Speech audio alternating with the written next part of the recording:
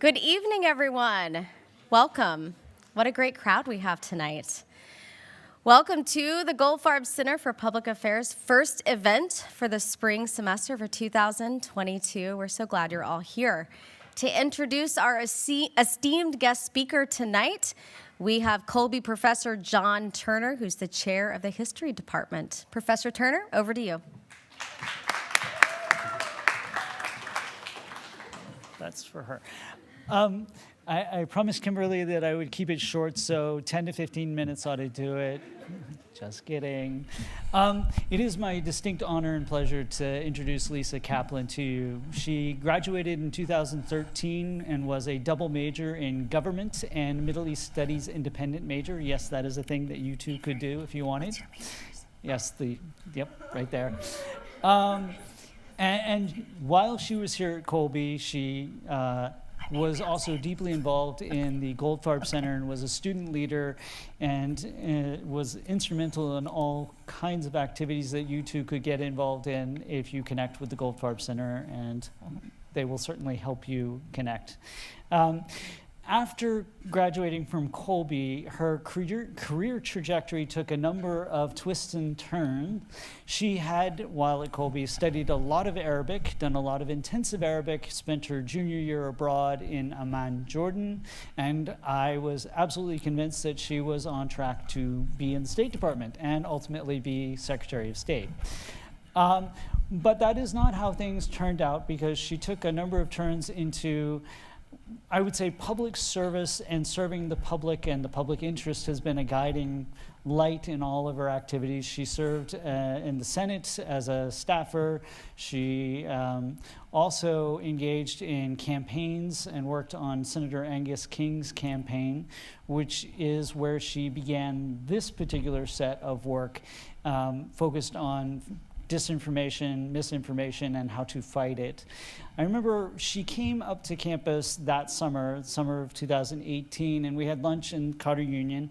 And in that lunch, she said, I was complaining about social media and the feed and everything. And she said, well, I can show you how to teach the algorithm so that all you ever see are puppies and kittens. And I think that's a superpower. But it's also a superpower in defense that can be used in defense of our democracy and the things that make America great. And I will say that the superheroes that you see in Marvel movies have nothing on the things that she does every day to defend our democracy and protect us and working against misinformation and disinformation.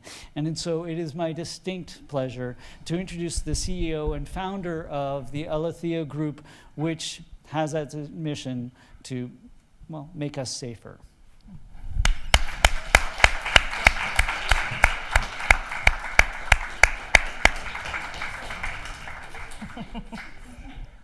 I don't know if the cameras caught that, but she ran off stage to give him a hug. What a beautiful introduction and a great reminder of how important the professor-student relationship is. I have the honor tonight of sharing the stage and co-moderating with Colby student Avery Marty. Avery, as many of you know in the audience, she's a senior. She's a gov major. She's part of the Goldfarb Student Executive Board. On that board, amongst many things, she's our swag extraordinaire. So all that great swag that you see, outside, she helps us determine what's cool and what's not. But I first met Avery. She just came to my office one day as like an informational interview, and it just so happened it was not long after I had just had my first phone call with Lisa. And I was, talking to this young woman, Avery, and realizing how she was interested in computer science and government and all this, and Lisa was looking for a student at Colby to work with her, and it was just such an easy pairing. And thanks to support from the Goldfarb Center, from our Sandy Maisel fellowship grants that we give out, we were able to support Avery to work as an intern with Lisa for the last year, and Lisa's offered her a job post-graduation. So it's a really nice connection that we have up here, and that's why Avery will be co-moderating with me tonight. So thank you, Avery. Thank you.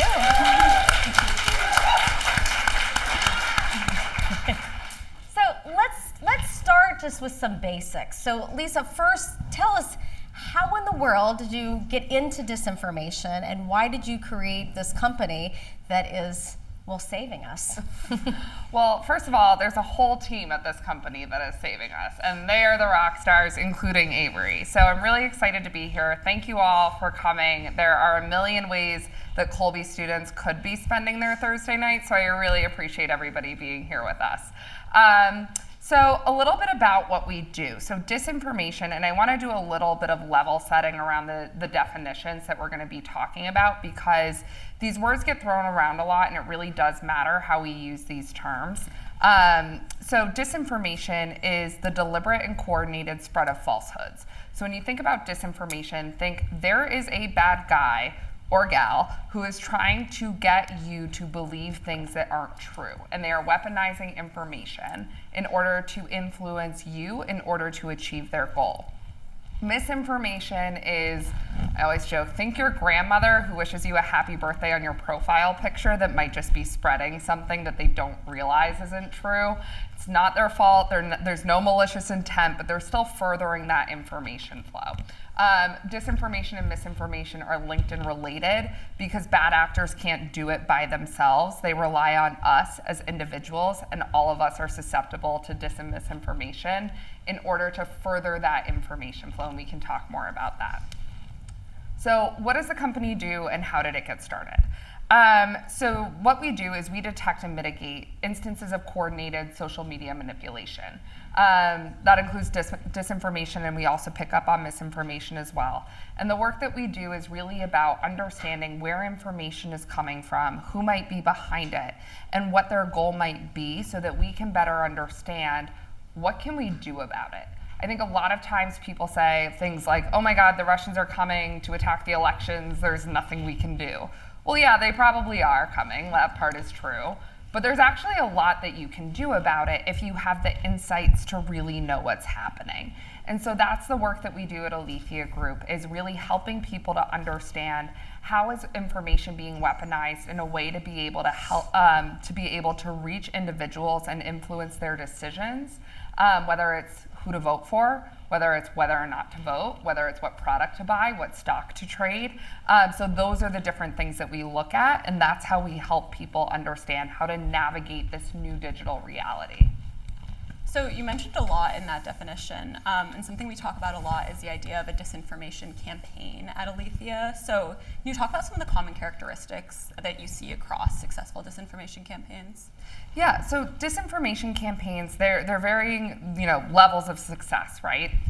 So I think one of the things that all disinformation campaigns have in common is because it has that coordinated and malicious spread, there's an actor behind it.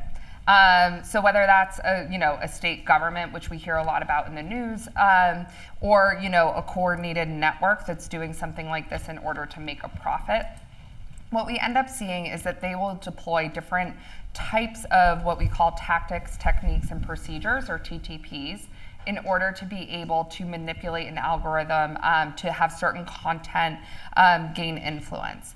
I think there are a couple misconceptions around disinformation. So we always say there's no one meme that's going to cause somebody to go to the United States Capitol with zip ties on January 6th. It's a death by 1,000 paper cut, slow drip narrative that moves people to believe something that isn't true to the point where they want to take an action. So what will happen is these actors will weaponize information across the open web. They'll use social media, they'll use text campaigns, they'll use WhatsApp groups, but they're trying to reach different stakeholders with repeated messaging, and they'll start by really trying to build your trust. They'll start by having an environmental group that's supposed to be a meetup for people who like to go hiking, that care about environmental issues in their communities. It will then slowly turn political, for example. You already trust this group, you feel like you're a part of it, and you start seeing messaging around, if you want to continue, then you need to vote a certain way, and then you need to vote a certain way because this candidate's a pedophile running a sex trafficking ring. It doesn't quite go that quickly, but that's how we see people get moved into some of these more dangerous communities, like QAnon communities, like white supremacy and conspiratorial communities as well. And so those are the types of campaigns or narratives that we look at. The one last thing I want to say about these campaigns is, again, there are actions that you can take even as individuals to stop them. So first of all, you never want to share content that you think could be potentially part of a disinformation campaign, because if you share it, somebody who trusts you might see it and think it's true. You can also do things like report it directly to the platforms through some of these reporting functions. So there are a lot of disinformation campaigns out there. The reality is that they're targeting all of us, and there is action that you can take as an individual to be able to mitigate its threat. So I want to kind of turn to the actors and the kind of like supporters of these disinformation campaigns that you had mentioned. So the national conversation kind of focuses around actors like QAnon or Russia on platforms like Facebook, and more so getting towards like Getter type stuff. And then like the fringe platforms like Newsmax or InfoWars. Are there any other platforms or actors that you think are being missed that we should be talking about more? So I do think that one of the things that we're seeing more and more of, because the thing about disinformation, and it came into our public consciousness a lot around the 2016 elections, right? State actor interfered in the election through a disinformation campaign. Foreign influence is not legal. The Russians that did it were indicted. Do I ever think they're getting extradited from Russia to stand trial in the United States? No. However, they were still charged, and that's progress. The other thing, though, is it's fast, cheap, and easy to do. Very low barriers to entry. Anyone can do it. The technology used to deploy disinformation campaigns is increasingly more available. And so one of the things that we are starting to see more and more of is people manipulating information for financial gain. Whether that's targeting a company's brand and reputation, whether it's trying to influence stakeholders to believe something that may or may not be true, whether we see it in a short seller attempt to be able to try to pump and dump a stock. A lot of times there are financial implications of disinformation that are often overlooked, but have real impacts on people's 401ks, on people's ability to keep their jobs, that sort of thing. So I do think that's another piece. We have been talking more, I think, about the potential impacts of disinformation. I think it's unfortunately due to the events on January 6th and frankly the way that we've responded to the coronavirus pandemic and the challenges that we're having getting people vaccinated and to adopt some of these public health measures. So I do think we are starting to talk more about the impacts that it's having on us as individuals, but I think we still have a long way to go. So you've answered already a little bit about what we do as an individual, but I want to dive deeper. So in my homework on you, you wrote a great article in Brookings, or published by Brookings in 2019, that talks about what are the 4 steps to take so that you're not spreading disinformation. And it was know your algorithm, retrain your news feed, scrutinize your news sources, and consider not sharing. So I have 2 questions. One, is that still your advice? Because that was 2019. And then 2, how do I do that? How do I retrain, like specifically, how do I make it so I can just have, was it kittens and rainbows, puppies, whatever? Like I want puppies and babies. Oh, like yeah. how do I do that? So trust me, as somebody who only uses an Instagram for personal reasons and mostly to send like dog photos back and forth to my mother, it is possible to only see puppies on Instagram. The reality, so I do think that all still holds true. I think I might reorder them a little bit. I would start with just reading skeptically. So, when I was in high school, I remember learning things like how to read a newspaper article. So you look at the publication, you look at the author, you look at the date. When was it actually written? Is it even relevant anymore? You read for bias. What are those first 2 paragraphs that tell you what a news source is about? How does that compare to another news source on the same topic? Those are the sorts of things that we need to start including in how we read our social media feeds. I think the thing that's also important to remember is now more than 70% of the American population, at least, reports getting their information from social media. But when you think about why you actually go to social media, you're probably not going to necessarily read the news. You're not like, I wonder what's happening in the world today. Let me see what's happening here. You're also going to see photos of friends, graduation parties, birthday parties, weddings, new puppies, new babies, those sorts of things, right? But inadvertently, you're going to be reading the news as well because that gets put in there too. So I think just being able to read with skepticism and not having it necessarily be a passive activity of, you know, you're sitting waiting for class, so you're scrolling through your Twitter feed, just kind of killing time, versus like actually engaging with the content and thinking critically. Everybody in this room is a Colby student. You're a smart person. You can read critically. So I think that's step one. Step two, I think also, when it comes to retraining your algorithm, so I use myself as an example, and actually the Harvard Belfer Center did a great study on this after the 2016 elections, and they wrote this paper, and they have like this bubble graph of what they did is they took the number and the frequency at which people clicked on news articles, and they overlaid it with the voter file. And what they saw was the people who, you know, they saw Fox News as being the middle 25% of the right, and the Huffington Post being the middle or 50% of the left, meaning that there are, you know, two segments of the population, 25% to the right, 25% to the left, that are more extreme or more biased than Fox News and the Huffington Post. And the way that algorithms work, it's like never the two shall meet. So if you are in this silo, you are never organically seeing what's being said further to the left or further to the right. And so we end up creating these algorithmic silos. But if you know this and you start looking critically at your feed, you can seek out and train your algorithm to show you other sources. The way the social media algorithms work at their most basic, you know, level is essentially what they'll do is they'll say, and we all have our own unique algorithm. What they'll do is they'll look at the content that you're engaging with. Are you liking, you know, content only from Breitbart or only from The Intercept? It'll show you things that are similar to that because its goal is to keep you on the platform. And that's just how the platforms work. And knowing that can empower you to go seek out a different viewpoint. And you'll end up changing your algorithm over time because of the content that you're engaging with. So if you're only seeing the New York Times, I encourage you to go, you know, search for the Wall Street Journal and engage with that content too. And you'll start to notice both showing up organically in your feed. Yeah, so kind of beyond that, so everyone's getting their news from social media, right? And now social media platforms really retain the responsibility for mitigating the spread of disinformation online. And we saw that when Facebook announced that they had kind of pulled back the lever on inflammatory content right before the 2020 election. So we know that they have the ability to do so. What are some policy solutions that you see that may hold social media accounts responsible to reducing the spread of disinformation online? Yeah, so I think that question really has two parts, and the question is like, what can we do about like the spread of disinformation, really? So when it comes to the social media platforms, you know, I think the way that they work now is because of Section 230, and I know that some folks are actually coming later this semester who have done a lot of thinking around Section 230, so I would encourage you to ask them this question as well. Let me just interrupt you there for the plug. So exactly 1 month from today, March 17th, we have a panel talking about social media, free speech, and political polarization. Of course, she's buddies with several people on the panel, and they've already been texting, and they're so excited to come.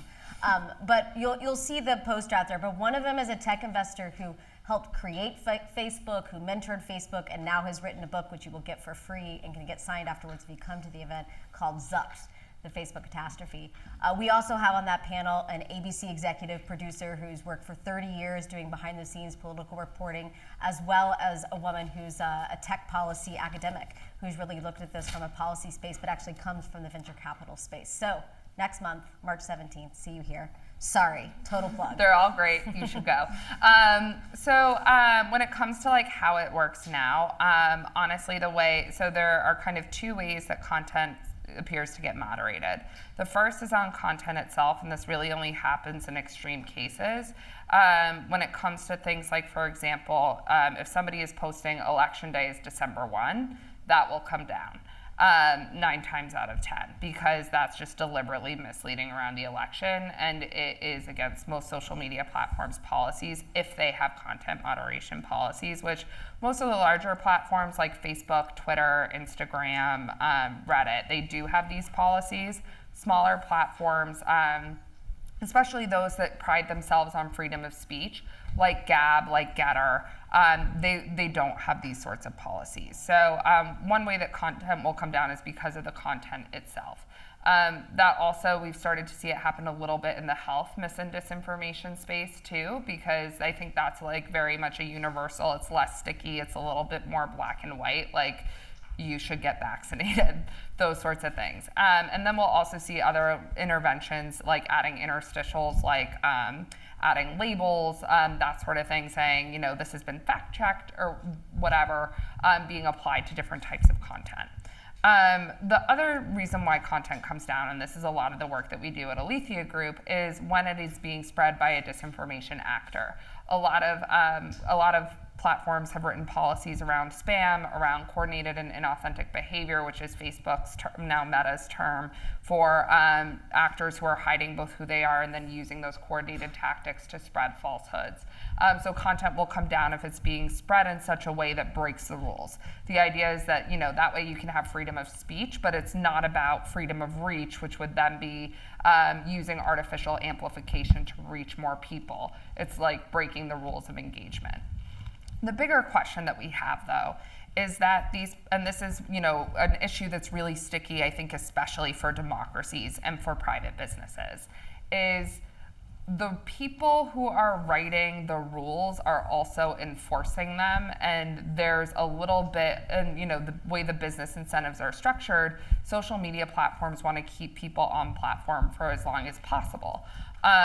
Both in terms of, you know, how long you have your account, but how much time you're actually spending on the account. That's one of the ways that they derive value. So they want to have a good user experience, and so these platforms do oftentimes want to make sure that their users are not being shown mis and disinformation. However, the people who have written these rules are also arbitrating them, and there are actors who are still spreading mis and disinformation. And the question then becomes, who is responsible? So who is responsible for the narratives that cause somebody to not get vaccinated, and now that person is in the hospital and maybe dies of COVID? Should there be somebody responsible? Like, those are the sorts of policy questions that we really have to grapple with, because what we're trying to do here is we're trying to balance freedom of speech with security, but also platform accessibility. And so those are the things that we really have to be thinking about. Let's dive more into that freedom of speech thing, because as you know, that's our theme for this year. So, you know, how does that fit into censorship, and how do you balance, you know, the importance of freely sharing ideas with vulnerable people who can be incredibly harmed by this? I mean, just more thoughts on that in general? Yeah, so a lot of the work that we do, so at Alethea Group, we actually don't tell people whether or not something is true, mostly because we find that that's not actually helpful. What is helpful is telling people how information is spreading, who is being targeted, is it impactful, what can you do about it? When it comes to freedom of speech, I mean, look, we're democracies. We need the free exchange of ideas. That's how we grow. That's what sets us apart from the autocracies, right? And the autocracies are the ones who are also really using this tactic and spreading and weaponizing and that sort of thing. And I'm not going to sit here and say that democracies aren't doing it as well, but autocracies are doing it to their own people. I think one of the things that we have to do is we have to maintain freedom of speech. We just do. I don't think there's a single person who upholds lowercase d democratic ideals who would say otherwise. I don't necessarily think of it as censorship, though. These platforms are also, you know, private companies. It's kind of like the no shirt, no shoes, no service of a social media platform. And that if you are spreading health mis and disinformation, and it's been said that that is against the rules, and that content comes down, I think that's fair. And so I think the question, though, becomes, are we comfortable with private companies making those decisions when we use these platforms for public discourse? And so if we're using these platforms for public discourse, how do we have an informed public discourse?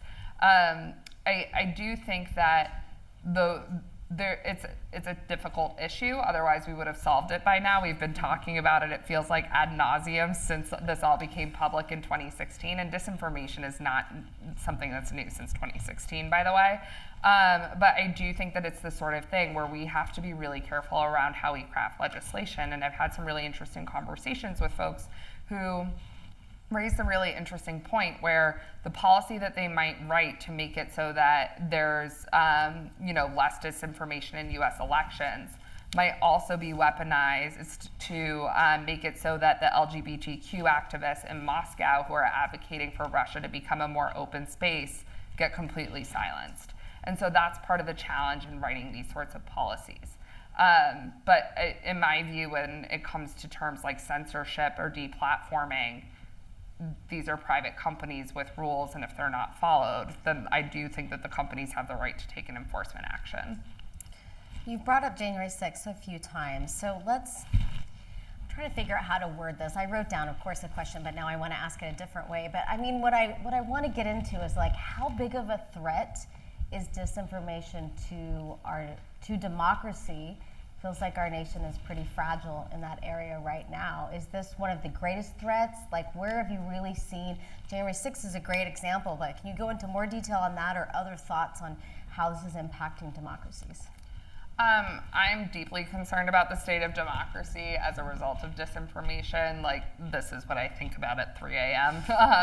So the reality is, I think, the 2020 election, by all accounts, was one of, if not the most secure elections we have ever had, like, period, full stop. But it's like 30 to 40% of the American population thinks that it was stolen, and thinks that our current president, whether or not you agree with him and his policies, is not the legitimate president. That's insane. And so I think when we look at it that way, what happens when we've lost trust in the systems that we've created in order to enable governance? A lot of that I do think has to do with the information that people have been exposed to on a repeated basis over the last 2 to 3 years around this topic. And we've been seeing rigged election narratives since long before the 2020 elections.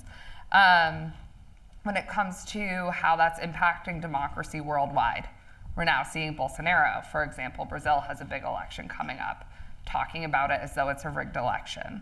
Autocrats are trading the playbook with each other, and they're implementing it pretty quickly because they don't care about things like ethics and norms and rule of law. I think that's something that we have to contend with, is that this is asymmetric warfare. People are weaponizing information so that we lose faith in democracy more broadly. It turns out that it's only like 6% of voters, I'm one of them, who are democracy voters, so this isn't exactly an issue that's resonating at the polls. It's just for like we democracy nerds. But I will say that one of the other things to consider as well is it's not just January 6th. January 6th was the worst case scenario. I continue to be concerned about the likelihood of political violence as it relates to the 2020 elections, especially given that we're not having a single US election, but an election that's going to be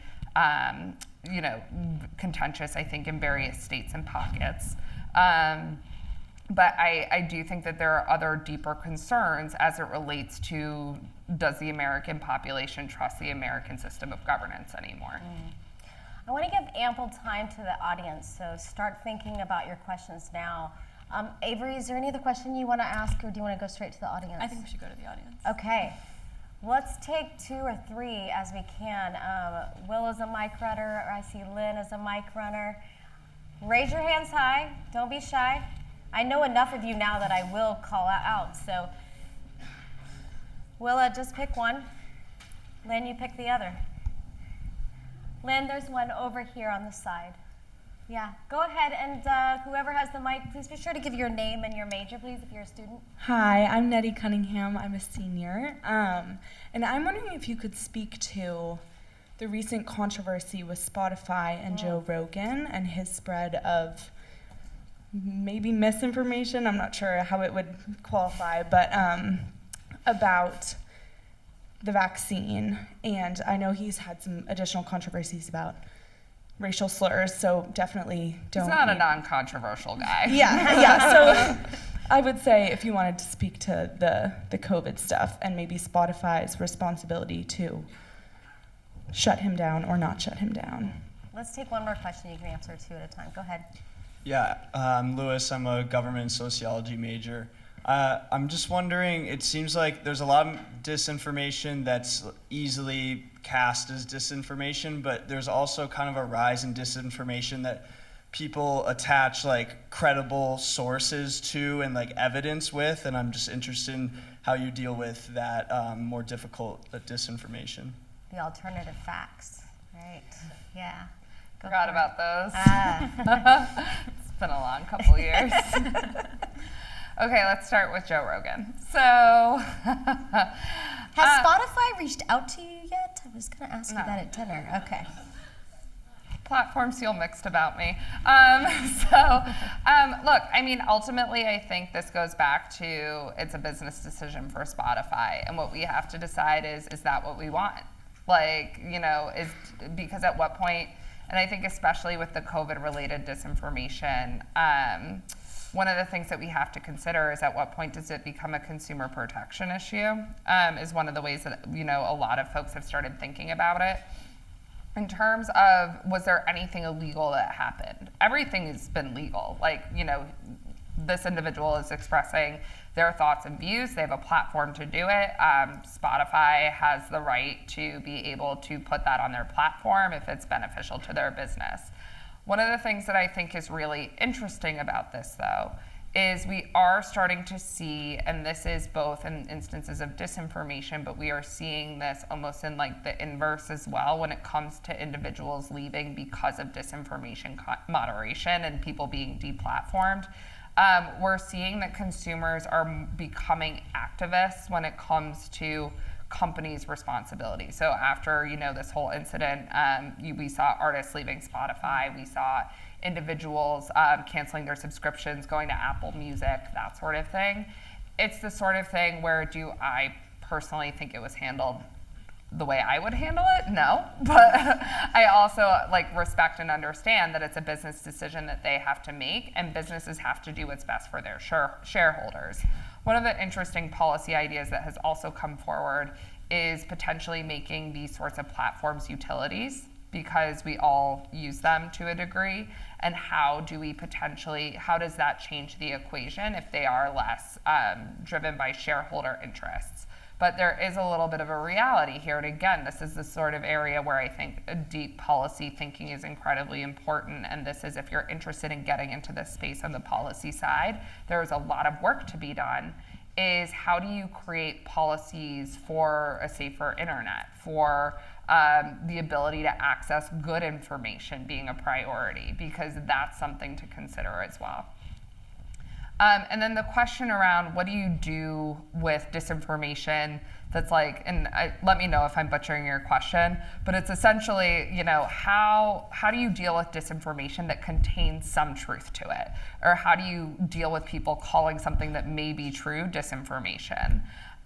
So in those sorts of instances, again, what we really look for is that coordination piece. Is there an actor who's weaponizing information? Sophisticated actors, by the way, are going to cherry pick facts to create an argument that will resonate, whether or not it has any like logical like stand to it. Like, doesn't matter. It doesn't resonate with the audience. Oftentimes, the way we deal with that, and like in my experience, what I've seen with trying to deal with disinformation campaigns, is fact checking doesn't necessarily work.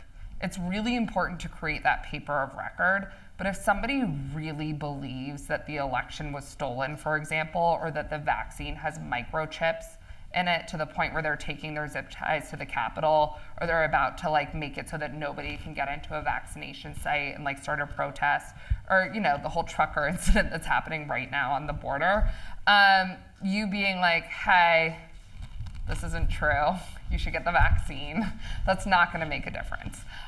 What can be really helpful and what we've seen is if you're able to expose who's behind the narrative, that somebody is trying to manipulate somebody. What the research is showing is that nobody likes to be fooled. And so if you're able to show people that, you have an opportunity to expand the narrative so that the conversation's no longer, hey, not only are there not microchips in the vaccine, but the people who are putting that out actually have a geostrategic interest in making sure that you don't get vaccinated so that we never reach herd immunity. And here's why. That can be really helpful. So really creating context around what's actually happening, exposing these networks, getting them taken down so that people can see there's real action is something that can be helpful.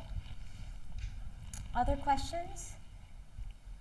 Yeah, there's one in the middle. This is the microphone. Do you have a microphone? You do? Yeah. Great. Awesome. Go ahead. Hi, I'm Hillary. I'm a senior. You touched on this a little bit, but I was wondering how you suggest we engage with family and friends that are being harmed by disinformation. So that's a really great question, and it's something that I'm sure a lot of us have had to deal with. I'm going to also caveat, this is outside my area of expertise, but I want to share a little bit about what I've seen work. So one example that I've heard a lot from is helping people to understand that taking an action could actually be in their self-interest. So take vaccines, for example. I've had a lot of conversations with friends whose parents are refusing to get vaccinated, with family members, friends, that sort of thing.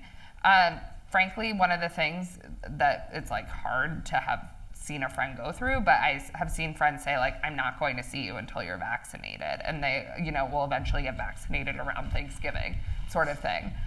Some of these local mandates and like, well, if you want to be able to go to a restaurant, you're going to have to get vaccinated, have seen that work as well, especially when it comes to different like restrictions, going on vacation, traveling internationally. That can be enough incentive to help people get vaccinated. Another thing that I've seen be really successful is using faith. And I know that, as a country, we're not exactly increasing our religious participation right now. But for people who do have a core belief system, what we've seen is different. There's actually a group that's organizing these different faith leaders, but organizing faith leaders to come together. And this actually started right around the beginning of the pandemic. And what happened was, and so if you think back to the beginning of the pandemic, it's March 2020. We have no idea how this thing is spreading. We don't know if it's coming in through the air ducts. We don't have a vaccine. You can't buy pasta or toilet paper or like anything at the store. We don't know, like, should we wear masks? Should we not wear masks? Like, we just don't know. It's all brand new. And public figures were saying things like, we're all gonna celebrate Easter together. This is no big deal. What we ended up seeing was a lot of faith leaders who were concerned about that and didn't want their entire, parishes to die. And so what they did is they put out in their regular communications like, hey, the best way to celebrate Easter this year is at home. Stay with your nuclear family. We're gonna do Mass together on Zoom. If you do an Easter egg hunt, just keep it to like just your kids, that kind of thing. And that actually really did work. So using other touch points and other ways into people's life can also be something that's really helpful as well.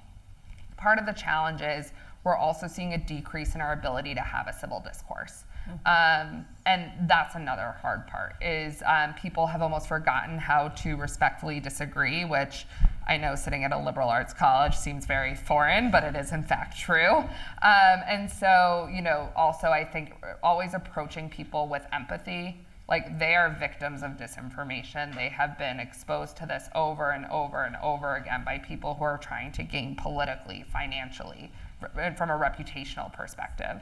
And so not approaching people with, hey, you're wrong, but like, hey, help me understand why you think this. And having an open conversation can also be something that's really helpful because the people in your life trust you more than they trust a random Facebook page. Let's get a couple more questions, I think. Yeah, go ahead. Yeah, hi, I'm Pride, and I think I'm gonna be an econ major. And my question is, I kind of wanna just ask more about your thoughts on cancel culture. This kind of touches on what you were talking about earlier with public discourse, because I do believe that with open conversations, public discourse, from there we can spread more ideas and progress. But at the same time, I do think deplatforming a figure with a lot of public influence, and if he's spreading harmful ideas not get vaccinated or something, I do see that deplatforming someone like that can be beneficial. So I guess I kind of just want you to elaborate more on that. Yeah, so I mean, to be clear, if somebody is repeatedly spreading disinformation, I don't think we should be giving them a platform. And this goes back to implementing some of the rules and making sure that the rules are clear for community engagement, because if this is a service that's free for you to use and you're breaking the rules, you should be deplatformed. Those rules are there so that people can have online discourse and communication. So I view it as one way that, if done correctly, can actually create a positive online environment. where it gets dicey, and so, I think one of the things that we've seen evolve is like we're very comfortable with moderation and content moderation and platform. Frankly, like this first started as it relates to child pornography. Everybody could agree that child pornography was bad. And so if there was child pornography on social media, it got taken down. There's a woman, Danielle Citron, who's one of like the most brilliant thinkers on privacy. She's a law professor at UVA. She always says, if you want to know what's coming next, look at what's happening to women online. And so with that in mind, when you look at these sorts of like egregious sorts of things, we are comfortable to a degree with cancel culture, with content moderation, all of those things. So you've seen it go from child pornography to revenge porn. That comes down to then it became election disinformation as it related to the mechanics of voting, that it became COVID mis and disinformation.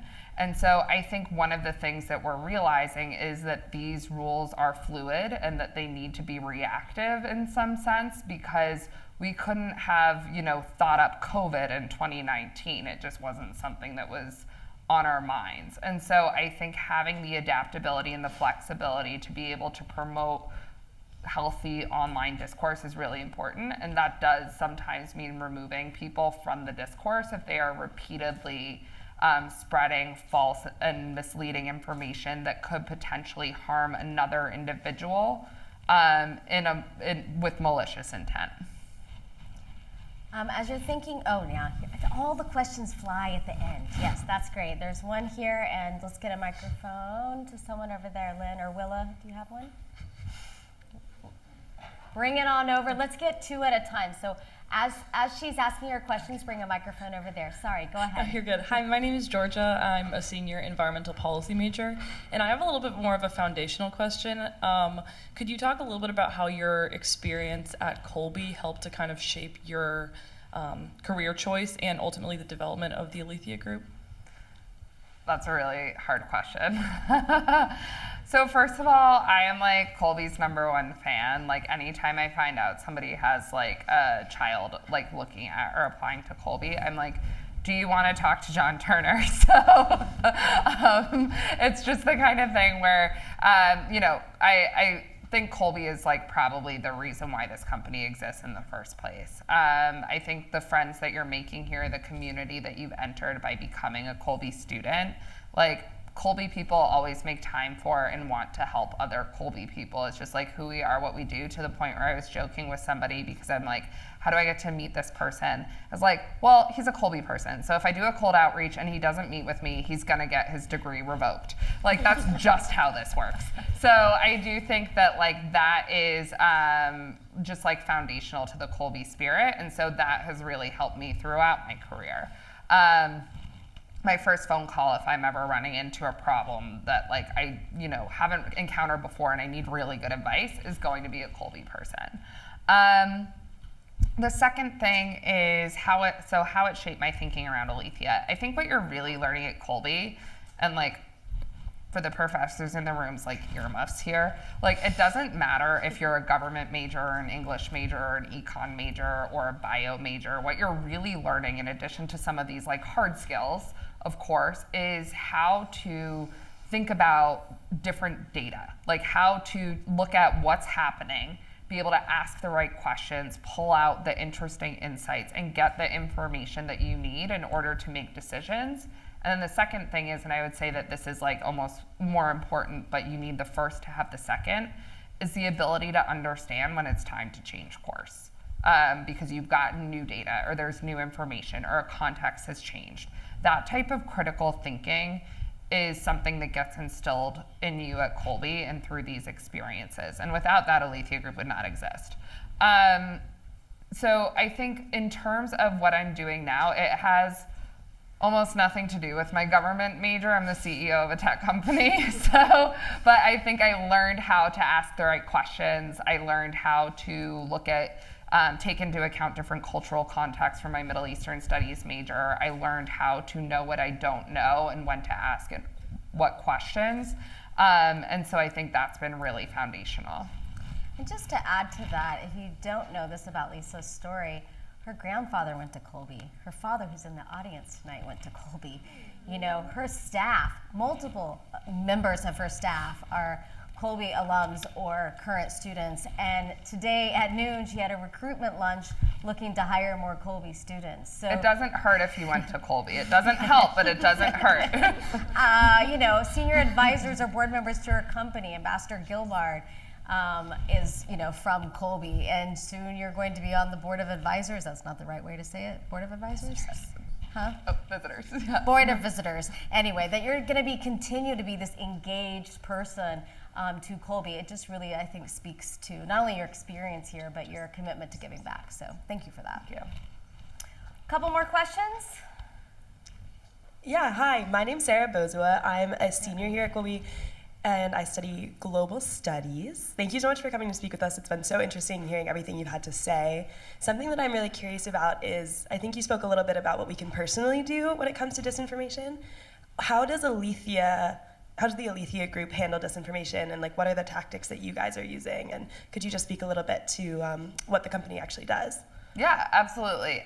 So we work primarily, I would say 80% of the time with private sector clients, 20% of the time with like US government clients, to be able to take a look at what's happening online and find the networks that are coordinating to spread mis and disinformation and manipulating media and who the actors are. So we're doing the work of understanding what's actually being said out there, who is behind it, how is it spreading, who is it impacting, does it look like it's going to potentially you know, be something that's problematic to an organization being able to achieve its goal.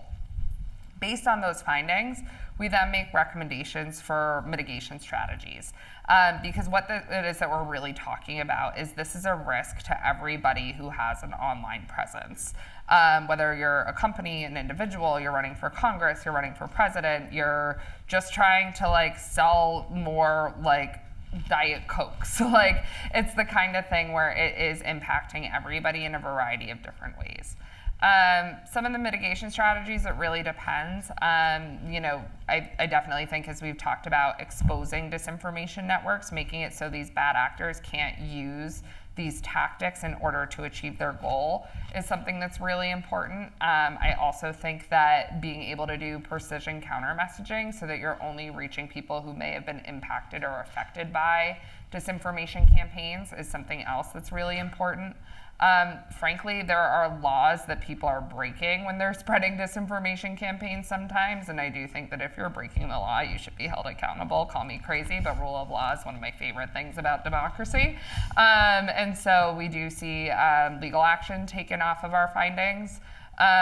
So it really, but we always have to let the data drive whatever the mitigation strategy is. Question here in the front. Hi, I'm Anna. I'm a freshman. So you talked a little bit about this just now, but it seems like you guys more are a business-to-business company, and I want to know more about your actual operations. Would you say that you guys diagnose and find patterns online and then bring them to the businesses, or the businesses come to you? I know you guys are like in, I'm gonna say like younger stages, so you're probably still doing a little bit of both. But would you say, like you talked about the NFL at the lunch, so would you say the NFL comes to you, given that some people are, like ticket sales are decreasing because of all this misinformation, disinformation around the Take a Knee campaign? Or do you go to them after noticing patterns on the web? So it's a little bit of both. Like the way we've gotten, so this is a very like new space, and I don't really view us as a company that has competitors. There are certain companies that do like similar work, I would say, but like if you need Alethea Group, you're coming to Alethea Group. And so it's the sort of situation where the people who work with us are the people who know that they have a problem, or they have really smart boards and CEOs who are looking around saying like, what do we do about disinformation? And then they Google and find us. By the way, that's like totally weird and like kind of awesome. The second thing I would say is like, yeah, sometimes we do catch things out in the wild and we'll bring that to companies. We don't like get paid for that when we do that, but like we'll do it if it's something that's like pretty egregious that they think they should be aware of, or it's something that will frankly just like triage ourselves, whether it's getting it to the right person in law enforcement, whether it's flagging it for the social media platforms to be like, hey, you should take a look at this. But I would say it's a little bit of both. Whenever you're starting a company, you kind of go through like different phases. So there's 2019 where I was like, will anybody take a meeting with me? And then, we're fortunate to start getting a little bit of traction, and most of our business has been through word of mouth at this point. We have time for one more round of questions. So there's our mic runners. You see over there? Is there one here? I can give it to Sonia, and then we can take all three if you make them really brief, and we'll do it all in one lump. Okay, so Lynn, after him, you'll hand it to the guy right behind you. Sonia, go ahead. Hi, I'm Sonia. I'm a senior government and global studies major. And you've mentioned that you started Alethea Group because government wasn't protecting people from disinformation. And I guess I'm wondering, in your mind, do you think government will ever get to a place where they are doing so? And I guess when? And then if they do, is your work done? So, hold on, we'll sorry. take all of them, just answer one final swoop if that's okay with you. Hi, I'm Jonathan. I'm a freshman, and I wanted to ask you, you mentioned that a lot of the time these misinformation, disinformation campaigns might actually be breaking the law, and I wanted to ask you, what are the common ways that they end up breaking the law and can be held accountable legally? Great. If you could just pass your mic just across the aisle.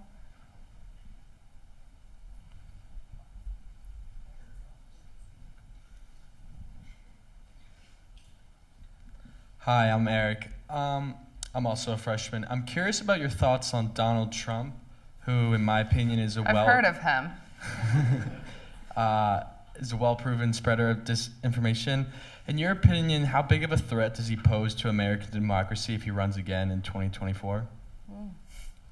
Nice. I'm going to start this way. Okay, so the first question is, do I think government will solve this problem, and then is our work done? So the thing about business is you're kind of always, it's like high stakes betting. I think the bad guys are always going to be bad guys, and that there will always be bad guys out there. And I say guys, there's sometimes gals too. Equal opportunist feminists here. So I do think that this is going to be something that doesn't go away. It's going to change and metastasize. We've already seen that happen. I don't think that democracies are going to be able to solve this in a vacuum for all kinds of reasons. I don't think we're ever going to be comfortable going back to bulk data collection. I don't think that we're ever going to be comfortable with the government being in a position of determining what is true and what is not true. Going back to freedom of speech, that's something that gets to be a really slippery slope if they are the ones who are determining how this works. Going back to our political question, I think that what one administration might see as true, another might see as false, and that's just something that we have to be aware of. So I don't think our work will ever necessarily be done. I think that government can and has started doing better to be able to make this threat less bad. So for example, we saw a couple weeks ago that the United States government released information around how Russia was, about to launch a disinformation campaign as the pretext as it relates to invading Ukraine. That's the kind of thing that, the government exposing these plans is something that's new, and it goes back to exposing, then all of a sudden making it such that if the Russian government were to do that, people would be like, oh yeah, we heard about that. This one's not true. So we are starting to, I think the government be more forward-leaning, and I think that's making a huge difference. But I don't think that we're there yet. I think we can get there. I think we can get to the point where the government's doing everything that we think it can do within our comfort zone as a democracy. But I think that we will need private companies to step up. So, for example, there are all kinds of disinformation narratives out there around 5G. How do we make AT&T and Verizon care that people are starting to do things like light cell phone towers on fire, that people are starting to trust Huawei, which if you haven't read about, go read about. How are we, going to be able to combat these sorts of how is it going to impact AT&T and Verizon's bottom line? Because they have the resources to do something about it in the way that the US government can and won't. The other questions were, how How do disinfo actors break the law? So a lot of times what we'll see is intellectual property violations, so imitating somebody's brand likeness and logo. That's something that's really easy to take care of. We also see defamation. So for example, Dominion is, which is a voting machine company, has filed defamation lawsuits because they've been able to calculate what's called damages, which is when a false or defamatory narrative has actually impacted somebody financially in some way. They can use the legal system to gain recourse. So we do see that there are a variety of different ways that I think the legal system can be used. A lot of it has to do with intellectual property. And it's also, I think, an important avenue to remember actually for frankly, policy change, because different rulings can make what's called case law. That's how a lot of actually policy progress has been made. And so I think that that's an area that I'm actually watching pretty closely, is what lawsuits are being brought and how are they being decided. Trump. Do I think that he is a threat to democracy? So here's what I will say. Put former President Trump and his policies and what you thought about his presidency aside. I think that by not accepting the election results, I think that was incredibly damaging to our democratic institutions. I think that we don't know the full effects yet of disinformation and its impact on our ability to govern in a democratic system. I think we'll find out a lot more as it comes to 2022 and 2024. Even though he's not on the major social media platforms who have made the calculation that he's broken too many of their rules, he's still influential with a certain segment of the population who still, hangs on to his every word. I continue to be concerned about what it means if that segment of the population doesn't buy into our democratic system. And so putting politics aside, when we're talking about democracy, we have to trust it. We have to trust the rules and the systems that are governing us. And are they perfect? No. Are they always kind of changing and ebbing and flowing? Yes. But I do think that it is something that is deeply concerning. I think it's completely outside of the norm to not accept an election result, and I am concerned about the damage that has potentially done.